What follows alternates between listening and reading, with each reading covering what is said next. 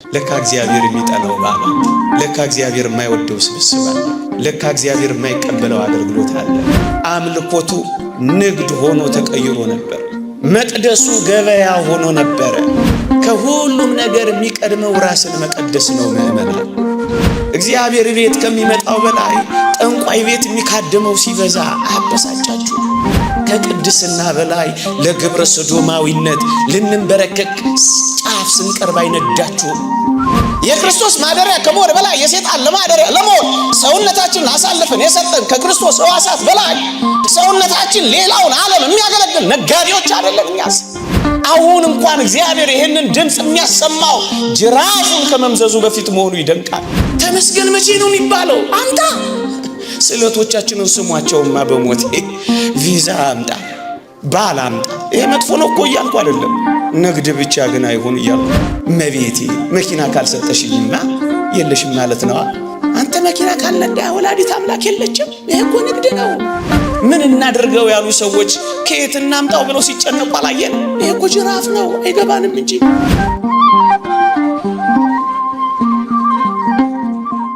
ትንቢተ ኢሳይያስ ምዕራፍ 1 ቁጥር 14 ላይ ምን እንደሚል ታውቃላችሁ? መባቻችሁንና በዓላቶቻችሁን ነፍሴ ጠልታለች፣ ሸክምም ሆኖብኛል ይላል። ይሄ እንዴት ያስፈራል! ሸክም ሆነንበት ይሆን እግዚአብሔር?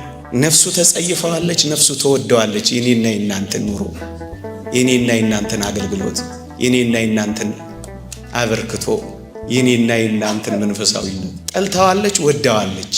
ለካ እግዚአብሔር የሚጠላው ባል አለ። ለካ እግዚአብሔር የማይወደው ስብስብ አለ። ለካ እግዚአብሔር የማይቀበለው አገልግሎት አለ። ለካ እግዚአብሔር የማይመርጠው አገልጋይ አለ። እንዲህ ሲሆን እግዚአብሔር የእናንተ ነው የሚለው። የእናንተ ጉባኤ፣ የእናንተ ጾም፣ የእናንተ ሱባኤ፣ የእናንተ በዓል ነው የሚለው። ይህ የአይሁድ ፋሲካ የሚለው ቃል ይህን ያስታውሰናል። ክብር ይግባውና መድኃኒታችን ኢየሱስ ክርስቶስ አገልግሎቱን የጀመረው ከመቅደስ ነው። አገልግሎቱንም የፈጸመው በመቅደስ ነው። በመጀመሪያው ፋሲካ አገልግሎቱን ሲጀምር ቤተ መቅደስን በማንጻት ነው። ታስታውሱ ከሆነ ሊሰቀል ሲል አገልግሎቱንም ሲፈጽም የጨረሰው መቅደስን በማንጻት ነው። እናንተ ክርስቲያኖች በመቅደስ ውስጥ እድሜያችሁ ጀምሮ በመቅደስ ውስጥ ያልቅ ይሆን? ጉልበታችሁ የት ያረጃል? ዓይናችሁ የት ይፈዛል? እጃችሁ የት ይደነዝዛል? በመቅደስ ጀምራችሁ በመቅደስ ትጨርሱ ይሆን? በዝማሬ ጀምረን በዘፈን እንጨርስ ይሆን? መቅደስ ውስጥ ጀምረን ናይት ክለብ ውስጥ እንጨርስ ይሆን? ጸበል ቤት ጀምረን ግሮሰሪ እንጨርስ ይሆን? በቁርባን ጀምረን በጫት እንጨርስ ይሆን? በክርስቶስ ጀምረን በፓርቲ ርዕዮተ ዓለም እንጨርስ ይሆን? ወገኖቼ በምን ጀምረን በምን እንጨርስ ይሆን? በሽብሸባ ጀምረን በዳንስ እንጨርስ ይሆን? በፍቅር ጀምረን በጥላቻ እንጨርስ ይሆን? በመተቃቀፍ ጀምረን በመገፈታተር እንጨርስ ይሆን? በንጹህ ትዳር ጀምረን በርኩሰት እንጨርስ ይሆን? የት ነው የምንጨርሰው? እሱ ነው የሚያስፈራው አጨራረሳችን። ጌታችን ያስተማረን ይህ ነው። በመቅደስ መጀመርን በመቅደስ መጨረስን ነው ያስተማረን። ጉልበታችን መቅደስ ውስጥ ቢያልቅ፣ አቅማችን መቅደስ ውስጥ ቢያልቅ፣ ኃይላችን እግዚአብሔር ቤት ውስጥ ቢያልቅ፣ ጥበባችን እግዚአብሔር ቤት ውስጥ ቢያልቅ፣ ዘመናችን እግዚአብሔር ቤት ውስጥ ቢያልቅ፣ ጌታችን በመቅደስ ጀምሮ በመቅደስ መጨረስን ብቻ አይደለም፣ በመቅደስ የመጀመሪያው ሥራው ያደረገው ማንጻትንና መቀደስን ነው። ወገኖቼ ምን ማለት መሰላችሁ? ከሁሉም ነገር የሚቀድመው ራስን መቀደስ ነው። ምእመናን ማር ይስሐቅ እንደተናገረው ማስተማር መልካም ነው፣ ከሁሉ በላይ ግን ራስን ንጹህ ማድረግ ነው የሚበልጠው። ባትሰብክ ይቅር፣ ባትዘምርም ይቅር፣ ባትሰበሰብም ይቅር፣ የሚቀድመው ቀዳሚ ጉዳይ ግን ራስን መቀደስና ማንጻት ነው። መጽሐፍ ቅዱስ እንዲህ ይላል፣ ወንድሞች ሆይ ሰውነታችሁን ሕያውና ቅዱስ መስዋዕት አድርጋችሁ ታቀርቡ ዘንድ በእግዚአብሔር ርኅራኄ እለምናችኋለሁ፣ እርሱም ለአእምሯችሁ የሚመች በጎ አገልግሎታችሁ ነው የሚለው። ወገኖቼ የቱንም ነገር ብናደርግ ዓለምን የሚያሸንፈው መቀደሳችን ብቻ ነው፣ ንጽህናችን ብቻ ነው። ሰውነታችሁ ሕያውና ቅዱስ መስዋዕት አድርጋችሁ ታቀርቡ ዘንድ ነው የሚለው። ስለ መቀደስ አስባችሁ ታውቃላችሁ ወገኖቼ? አንደበትን ስለ መቀደስ፣ ሰውነትን ስለ አለማርከስ፣ ከክፉ ነገር ጋር ስላለመተባበር ቅድስና ለእግዚአብሔር ከማለት አስባችሁ ታውቃላችሁ? ነቢያት መንፈሳቸው ንጹህ በማድረግ እኮ ነው እግዚአብሔርን ያዩት። የእግዚአብሔር ቃል እንዲህ ይላል፣ ትቀደሱም ዘንድ ፈልጉ፣ ያለ እርሱ ጌታ ሊያይ የሚችል የለም ይላል። እግዚአብሔርን ማየት ከወደድን መቀደስ አለብን ወገኖቼ። ለዚህ ነው በመቀደስ የጀመረው። ለዚህ ነው በማንጻት የጀመረው። ለዚህ ነው ርኩስን ነገር ከማባረር የጀመረው ወገኖቼ። በቀን ስንት ጊዜ ትቀደሳላችሁ ወገኖቼ? መጽሐፍ ቅዱስ ግልጽ ትምህርት ነው የሚናገረው። እግዚአብሔርን በመፍራት ቅድስናን ፍጹም እያደረግን ስጋንና ነፍስን ከሚያረክሱ ነገሮች ራሳችንን እንለያለን ይላል ቅዱስ ጳውሎስ። ራሳችሁን ለዩ ምእመናን። እግዚአብሔር በዋናነት ከኛ የሚፈልገው መቀደሳችንን ነው። እግዚአብሔርን የምታገኝ ነፍስ የተቀደሰች ነፍስ ናት። ለዚህ ነው በኦሪትም በሐዲስም ስለ ቅድስና በሙሉ የሚናገረው ወገኖቼ። ከመቀደስ ነው የተጀመረው ወገኖቼ። ለመቀደስ ሲጀምር ምን አደረገ? የአምልኮ ቦታውን የንግድ ቦታ አድርገውት ነበር። እግዚአብሔርን ከማግኘት ይልቅ ቢዝነስ አድርገውት ነበር። እሱን ያገኘው ጌታችን። አምልኮቱ ንግድ ሆኖ ተቀይሮ ነበር። መቅደሱ ገበያ ሆኖ ነበረ። ይሄ ነው እኮ ጌታችን ጅራፍ እንዲያነሳ ያደረገው። ስለ ቅዱስ ጳውሎስ በሐዋርያት ሥራ ምዕራፍ 17 ላይ ስታነቡ ወገኖቼ በአቴና በፈላስፎቹ ከተማ ሲዘዋወር ከተማይቱ በጣዖት ተሞልታ ነበር ይላል። እናስ የቅዱስ ጳውሎስ መንፈሱ ተበሳጨበት ይልላችኋል። ምን ሲያይ? ከተማይቱ በጣዖት ተሞልታ ሲያይ መንፈሱ ተበሳጨበት። ኦርቶዶክሳውያን አንዳች የሚያበሳጫችሁ ነገር የለም? ከዝማሬው በላይ ዘፈኑ ሲበዛ አበሳጫችሁ። ከመቅደሱ በላይ ግሮሰሪው ሲበዛ አበሳጫችሁ ወገኖቼ። ዕጣን ከሚሸተው በላይ ሐሺሽ ማጨሳዎች ሲበዙ አበሳጫችሁ ወገኖቼ። በከተማችንና በአገራችን ከፍቅር በላይ ጸብ ሲገነግን አበሳጫችሁ። መንፈሳችሁ አይበሳጭም? ክርስትና ሲተው መንፈሳዊነት ሲላላ፣ ጸብ ሲበዛ፣ ቅድስና ሲጠፋ መንፈሳችሁ አይበሳጭም? ቅናት አንገበግባችሁ? ድሆች ሜዳ ላይ ሲወድቁ አንዳች ነገር አይሰማችሁም? ሰዎች በስካር ሲባዝኑ አንዳች ነገር አያማችሁ ወገኖቼ? ሞት ሲበዛ አበሳጫችሁ? ገዳማት ሲደፈሩ አይነዳችሁ? እግሮቻችንን ያጠቡ ዳቤ የጋገሩ እሳት የተጠበሱ አባቶች በጥይት ሲጠበሱ አያሳዝናችሁም? አንዳች ነገር አያበሳጫችሁ? ምንም አይሰማችሁ? መንፈሳችሁ አይበሳጭ? መንፈሳዊነት ሲላላ እግዚአብሔር ቤት ከሚመጣው በላይ ጠንቋይ ቤት የሚካደመው ሲበዛ አያበሳጫችሁ? ከሰማው በላይ ያልሰማው ሲበዛ አይነዳችሁ እንዴ? ከደግነት ከየዋህነት በላይ ሴራ ሲገነግን አያናድዳችሁ? ከቅድስና በላይ ለግብረ ሰዶማዊነት ልንበረከክ ጫፍ ስንቀርብ አይነዳችሁ? አያበሳጫችሁ? ቀስ በቀስ እየተለወጥን ስንሄድ አያማችሁ? ምንም አትበሳጩ? ሙሴን አታስታውሱ? ግብፃዊው ሲደበደብ እንዴት እንደነደደው እንዴት እንዳበሳጨው ትዝ አይላችሁ? ሰይጣን ክርስቲያኖችን ሲደበድብ አይነዳችሁ? ይሄ ሊያበሳጨን ይገባ። ይሄ እኮ ነው ሊበላን የሚገባው። ገዳማቱ ሲፈቱ አይነዳችሁ? አባቶች ስፍራ ሲያጡ አይነዳችሁ? ንጹሃን አንገት ሲሰብሩ፣ ክፉዎች አንገት ሲያቀኑ አያቃጥላችሁ? አይበላችሁ? ኖርማል ነው፣ ፒስ ነው፣ ምንም አይሰማችሁ? ስራ ልንሰራ ነው የተሰበሰብነው ወይስ እንደ ከዚህ ቀደሙ ከንፈር መጠን ለመለያየት ነው የተሰበሰብነው? ለመቀጠልና ለማቆም ባለው የዚህ ዓለም ትግል ውስጥ የሚያበሳጫችሁ ነገር የለም? በከተማይቱ ጣዖት ሞልቶ ሲመለከት መንፈሱ ተበሳጨበት የሚለው እኮ ጌታችንም ገብቶ ሲመለከት ነጋዴዎች በስቶ ሲያይ ጅራፍ አነሳ። እሱ ነው እኮ የቤት ቅናት ይበላኛል ያለው። አየ ጌታችን ምን አደረገ? ጅራፍ ገምዶ በሬ ነጋዴዎችን፣ በግ ሻጮችን፣ ርግብ ሻጮችና ገንዘብ ለዋጮችን እየገረፈ አባረራቸው። በሬዎቹን አባረራቸው፣ በጎቹን አባረራቸው፣ ርግቦቹን በተናቸው። የወርቅ እና የገንዘብ መለዋወጫዎችን ገለበጠባቸው ይላል። ገለበጠባቸው። ሰዎቹን አይደለም የነካው። ግን አንድ ነገር ላስታውሳችሁ፣ እጅግ የሚደንቅ አምላክ ነው። ከ12 ዓመቱ ጀምሮ እኮ ከልጅነቱ ጀምሮ እኮ ያያቸው ነበር። አሁን 30 ዓመት ሞልቶታል አገልግሎት ሲወጣ። ምን ያህል ዘመን እንደታገሳቸው ተመልከቱማ ወገኖቼ።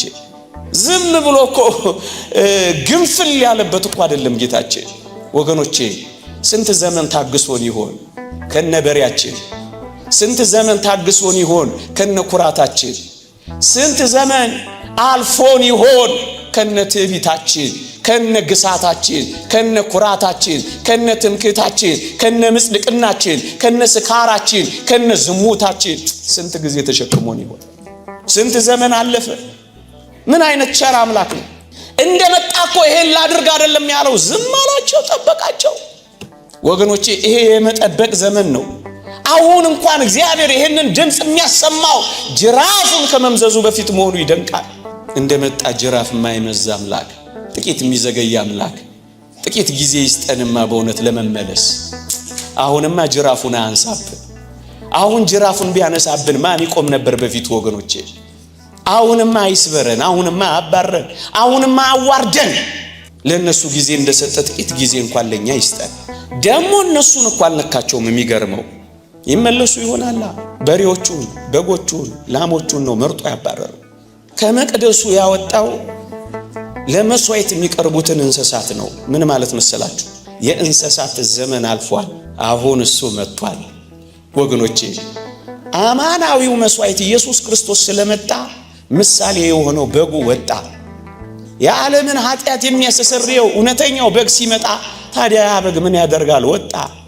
እቺን አስደናቂት ቤተክርስቲያን ኦሪታዊት የሚሏት በግ አላዩባት፣ ፍየል አላዩባት፣ ላም አላዩባት።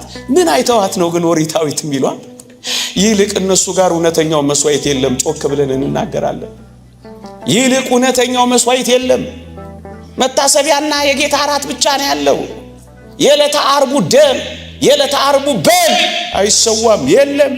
ምክንያቱም በራሽናሊስት አስተሳሰብ መታሰቢያ ሚሞሪያል ብቻ ነው ብለዋል። ይልቅ እነሱ ራሳቸውን ይፈትሹ። አካሉ የሆነው ጌታችን ሲመጣ ጥላው የሆነው መሸሽ ግዱ ነውና ሸሸ። አዲሱ ሲመጣ አሮጌው አለፈ። እሱን ነው ያደረገው ጌታችን። አልገባቸውም እነሱ ምን እንደሚያደርጉ ወገኖቼ። መጽሐፍ ቅዱስ ዕብራውያን ምዕራፍ 9 ላይ ሁለተኛውን ሊያቆም የፊተኛውን ይሽራል ይላል። የሻረው መስዋዕቱን ነው የሻራቸው፣ ያጸናቸው፣ የተካቸው አሉ። ይሄንን ያባረረው አዲሱን መስዋዕት ሊተክልልን ነው። አዎ የጠፋውን በግ የፈለገ እረኛ ኢየሱስ ክርስቶስ ሲመጣ እረኞቹን አሳፈራቸው። የዓለሙን ኃጢአት የሚያስተሰርየው የሚያነጻው በግ ስለመጣ በጎቹን አባረራቸው። ይሄ ነው ሚስጥሩ እኮ። ታዲያ በዚህ ንጹህ በግ ፊት እነዛ በጎች ምንድናቸው? ወጡ፣ አባረራቸው። ይህንን ያደረገው ወገኖቼ ክብር ይግባውና መድኃኒታችን በአንድ ጊዜ በግም እረኛም የሆነው እርሱ ነው። በአንድ ጊዜ የእግዚአብሔርም ልጅ የሰውም ልጅ የሆነው የማርያም ልጅ የአብ ልጅ የሆነው እርሱ ብቻ ነው። እውነት አሰብ። በአንድ ጊዜ ንጉስም ካህንም የሆነው እርሱ ብቻ ነው። እውነት አሰብ። በአንድ ጊዜ አምላክም ሰውም አምላክም የሆነው እርሱ ብቻ ነው። እውነት አሰብ። በአንድ ጊዜ ክህነትንም ትንቢትንም የያዘ እሱ ብቻ ነው። እውነት አሰብ። በአንድ ጊዜ ንጉስም ካህንም የሆነ እሱ ብቻ ነው። እውነት አሰብ። እሱ ሲመጣ ታዲያ ማን ፊቱ ይቆማል? ለዚህ ነው የተባረሩት ወገኖቼ። ነውር የሌለው በግ ይሰዋ እንደነበረ ነውር የሌለው በግ ሲመጣ እንዴት ይቆማሉ? ለዚህ ነው ያባረራቸው። በጉ በሌሎች ኃጢአት ተሸክሞ የሚሞት ነበር። የራሱ ኃጢአት አልነበረው። በራሱ ኃጢአት ያልሞተ እውነተኛ በግ ሲመጣ ታዲያ ሌሎቹ በጎች ምን ያደርጋሉ? ይውጡ፣ ወጡ። እንዲህ ነው ያባረራቸው ወገኖቼ። ለመስዋዕት የሚሆኑት በጎች ለመስዋዕት ከመዋላቸው ከአንድ ሳምንት በፊት ነበር ወደ ኢየሩሳሌም የሚገቡት። ጌታችን ክብር ይግባውና እውነተኛ መስዋዕት ስለሆነ ከመሰቀሉ ከአንድ ሳምንት በፊት ነው ኢየሩሳሌም የገባው። እውነተኛ በግ ነዋ። ለዚህ ነው ያባረራቸው ወገኖቼ። እነዚህ መስዋዕቶች ከሩቅ ነበር የሚመጡት። ከብዙ ቦታ ደክመው ነበር የሚመጡት። እስኪ አንድ ነገር አስቡ። ጌታችን እንዴት ከሩቅ እንደመጣ ተመልከቱት። እጅግ በጣም ከሩቅ ነው የመጣው። ልዕልናውን ማን ይገልጠዋል? ሕሊና የማይመረምረውን ምን አይነት ቃል ገልጦት ይናገራል? ከሩቅ ነው የመጣው ከሩቅ ከሰማይ ዙፋኑ እስከ መስቀል ዙፋኑ ያለውን ርቀት ማን ሊገልጠው ይችላል? ቋንቋ እኮ አይገልጠውም። መመራመር እኮ አንችልም። ከሩቅ ነው የመጣው ወገኖች። ከሩቅ ጥልቀቱ ምጥቀቱ ለመታወቅ የሚያልፍ የእግዚአብሔር ፍቅር የሚለው እኮ ይሄንን ነው። ከሩቅ ነው የመጣው ወገኖች። ከሩቅ መጥቶ ነው እግራችን ስር ያጠበን። ከሩቅ መጥቶ ነው መስቀል ላይ የዋለልን። ከሩቅ መጥቶ ነው እኛ የቀመስነውን የቀመሰው። ከሩቅ በጎቹ ደካክመው እንደሚመጡ በፍቅራችን ደክሞ ታስታውሳላችሁ። ሰማርያዊቷን ሴት ሊፈልጋት ሲሄድ ርቦት ደክሞት በጉዞም ዝሎ ነበር ይላል። ፍቅሩ ነው ይሄን ያደከመው። የኛ ነፍስን የተጠማው ጉስቁል ያሉት እነሱ ልክ እንደዛ እኮ ነው። ለመስዋዕት አይሆኑም እያሉ ያባረሯቸው እንደነበረ ወገኖቼ፣ እሱ የእግዚአብሔር ልጅ አይደለም ተብሎ የተባረረ እውነተኛ በግማ መድኃኒታችን ኢየሱስ ክርስቶስ ነው። ለዚህ ነው ያስወጣቸው። በሬ ነጋዴዎች፣ በግ ነጋዴዎች ወገኖቼ እና ርግብ ሻጮች፣ ገንዘብ ለዋጮች ሞልተውት ነበር ይላል። በሬ ነጋዴዎች ማለት በሬ እርሻን ነው የሚያርሰው። በሬ ነጋዴዎቹ አምነውበት ሳይሆን በቅን ልብ ሳይሆኑ ቤተ ክርስቲያንን የሚያገለግሉ ሰዎች ምሳሌ ነው። አምነውበት ሳይሆን ለጥቅማቸው ብቻ ሲሉ የሚያገለግሉ፣ ደሞዝ እንዳይቀርባቸው ብቻ የሚያገለግሉ፣ ውሎ አበል እንዳይቀርባቸው ብቻ የሚያገለግሉ፣ ሳያምኑበት አንዳንዶች ማርያምን ይላሉ። አያምኑበትም እኮ ለመቆያነት እኮ ነው። ማርያም አዛኛል ይላሉ። አንዳንድ ቦታ ገጥሞኛል። ምን አይነት ፊልመኞች ናቸው እስኪባሉ ድረስ ውሸታቸው የማያምኑበትን እንደ ማሊያ ነው የሚያረጉት። አንዳንዴ እየቀያየሩ ማሊያ እየለዋወጡ የሚጫወቱ አሉ አይደል? በፈረቃ የሚጫወቱ እንደሱ እኮ ናቸው። በቅን ልብ ሳይሆን ለጥቅም ብለው ቤተክርስቲያንን የሚያገለግሉ፣ ስለ ፕራዷቸው ቤተክርስቲያንን የሚያገለግሉ፣ ስለ ደሞዛቸው ቤተክርስቲያናቸው የሚያገለግሉ እነዚህ በሬ ነጋዴዎች ይባላሉ። በግ ነጋዴዎች ውስጥ ካላችሁ ወይ በግ ቆዳው ይጠቅማል፣ ሱፉ ደግሞ ልብስ ይሆናል ለዝና። እየሰማችሁ ነው። ለዝናቸው፣ ለክብራቸው፣ ለውዳሴያቸው ብቻ ጌታን የሚያገለግሉ እነዚህ በግ ነጋዴዎች ናቸው። ርግብ ሻጮች ውስጥ ካላችሁ የመንፈስ ቅዱስ ስጦታ የሚሸቃቀጡ ናቸው። መንፈሳዊ አገልግሎትን ለስጋዊ ጥቅም ማግኛ ብቻ የሚያደርጉት ናቸው። ክህነትን በገንዘብ የስብከት አገልግሎትን ለድርድር የሚያቀርቡ ናቸው። ኑዛዜን ለገበያ የሚያወጡ ናቸው። መድረኩ ገበያ፣ መቅደሱ ገበያ፣ መድረኩን መቸርቸሪያ። አንዳንድ ግፈኞች አሉ። ስልጣነ ክህነቱ የግል ተቋም ቢዝነስ የሚያደርጉ ኃጢአትሽን ለባልሽ ነግረዋለሁ 500 ሺህ ብር አስገብልኝ የሚሉ ጨካ ናቸው። ስብከትና ዝማሬ እንደሸቀጥ የሚያደርጉ ታዲያ እንደዚህ ነጋዴዎች አሉ። ምን እነዚህ እኛም እንጂ ከመንፈስ ቅዱስ ያገኘነውን የጸጋ ልጅነት በጥምቀት ያገኘነው በኃጢአት ለዲያብሎስ ባርነት እንንገብር ነጋዴዎች አይደለንም። እኛ ነጋዴዎች እኮ ነው። የክርስቶስ ማደሪያ ከመሆን በላይ የሰይጣን ለማደሪያ ለመሆን ሰውነታችንን አሳልፈን የሰጠን ከክርስቶስ ሕዋሳት በላይ ሰውነታችን ሌላውን ዓለም የሚያገለግል ነጋዴዎች አይደለን። እኛስ መቅደስ የሆነ ሰውነታችንን ለአላፊ አግዳሚ እርኩሰት የሰጠን ነጋዴዎች አይደለን። እኛስ ከዚህ በላይ ንግድ አለ እንዴ? ምን ማለት ነው? አምልኮ ንግድ ሲሆን ነው ጌታችን ጅራፍ ያነሳው። ገንዘብ ማግኛ፣ ስልጣን መያዣ፣ ሀብት ማፍሪያ፣ አንዱን ማጥቂያ ሌላውን መጥቀሚያ፣ ዝና ማካበቻ ብቻ ከሆነ ንግድ ነው። መኑኝ። ይሄ ነው ጌታችንን ጅራፍ ያስነሳው። አንዳንዴ እኮ የኔና የናንተም አገልግሎት ንግድ ይሆናል። ጸሎቱ፣ ሱባኤው፣ የገዳማት ጉዞ፣ የበቁ አባት ፍለጋው አምጣ ብቻ፣ ልጅ አምጣ፣ ቪላ አምጣ፣ ስራ አምጣ ብቻ፣ ምስጋና የለ አምጣ ብቻ። ይሄ እኮ ንግድ ነው ምዕመናን። እንዴ ነጋዴዎች ሆኑ። ምስጋና መቼ ነው ያለው? ተመስገን መቼ ነው የሚባለው? አምጣ። ስዕለቶቻችንን ስሟቸውማ በሞቴ ቪዛ አምጣ፣ ባል አምጣ። ይሄ መጥፎ ነው እኮ እያልኩ አይደለም። ንግድ ብቻ ግን አይሆን እያልኩ እኮ ነው። እየሰማችሁ ሁሉም ንግድ እንዴት እንዴት ይሆናል? አምጣ ብቻ። ወገኖች አባቶቻችን እንደሚሉት የትኛውም ጸሎት፣ የትኛውም ሱባኤ፣ የትኛውም ጾም፣ የትኛውም አገልግሎት ለነፍስ ጥቅም ለእግዚአብሔር ፍቅር ካልሆነ ንግድ ብቻ ነው። ለነፍስ ጥቅም ካልሆነ ንግድ ብቻ ነው። ለእግዚአብሔር ፍቅር ካልሆነ ንግድ ብቻ ነው። ለዕድሜ ማርዘሚያ፣ ለንብረት መጠበቂያ፣ ለግዛት ማቅኛ፣ ለጠላት መጉጃ፣ ምቾትን መጠበቂያ። እንደው ለእኔ እመቤቴ መኪና ካልሰጠሽኝማ የለሽም ማለት ነዋ። አንተ መኪና ካልነዳ ወላዲት አምላክ የለችም። ይሄ እኮ ንግድ ነው። ያውም አየር ባየር ሳይኖሩ አምጡ ንግድ ነው ወገኖቼ። ያኔ ነው ጅራፍ ያነሳው። ስንት ጅራፎች አይታወቀን ይሆናል እንጂ ይሄ ሁሉ እኮ ይሄኔ ጅራፍ ይሆናል ወገኖቼ። ስንት ጅራፍ አለ። እንዲህ ይላል እግዚአብሔር ቃል፣ ብልጥግናቸውን ለምርኮ። ትንቢተ ሶፎንያስ ምዕራፍ 1 ብልጽግናቸውን ለምርኮ፣ ቤታቸውን ለሌላ፣ ወይናቸውን ለአዕዋፍ አደርገዋለሁ። እንግዳ ልብስ የሚለብሱትን፣ በመድረኩ ላይ የሚዘሉትን፣ አመፃንና ሽንገላን የሚመሉትን እቀጣለሁ ይላል እግዚአብሔር። አንዳንድ የሰበሰብነው በየሆስፒታሉ መበተን እኮ ጅራፍ ነው ወገኖቼ። እውነት አሰብ ጅራፍ እኮ ሰው አይገባውም እኮ ወገኖቼ። ጮማ ለመቁረጥ ጠጅ ለማወራረድ ያሰብነው ሂሳብ እኮ ፋርማሲ ከተሰለፍንበት እኮ ይሄ እኮ ጅራፍ ነው። ከሙዳየ ምጽዋት መገልበጥ፣ ጂም ውስጥ መገላበጥ ይሄ እኮ ጅራፍ አይደል? አይቶ ካለ አትብላ ተብሎ እኮ አለመብላት እኮ ራሱ እኮ ጅራፍ ነው። እውነት አሰብ የገነባነውን ካልኖርንበት ይሄ እኮ ጅራፍ ነው አይደል? ምን እናደርገው ያሉ ሰዎች ከየት እናምጣው ብለው ሲጨነቁ አላየንም? ይሄ እኮ ጅራፍ ነው። አይገባንም እንጂ ወገኖቼ። በእኔና በእናንተም ላይ ስንት ጅራፎች አሉ። እነዚህ ሁሉ ጅራፎች አሉ፣ በጣም ብዙ በርካታ። እኔና እናንተስ መቅደሳችንን ሰውነታችንን መቼ ይሆን የምናነጻው? መቼ ይሆን የምንቀድሰው? የእግዚአብሔር ቤተ መቅደስ ቅዱስ ነው፣ ይኸውም እናንተ ናችሁ ይላል።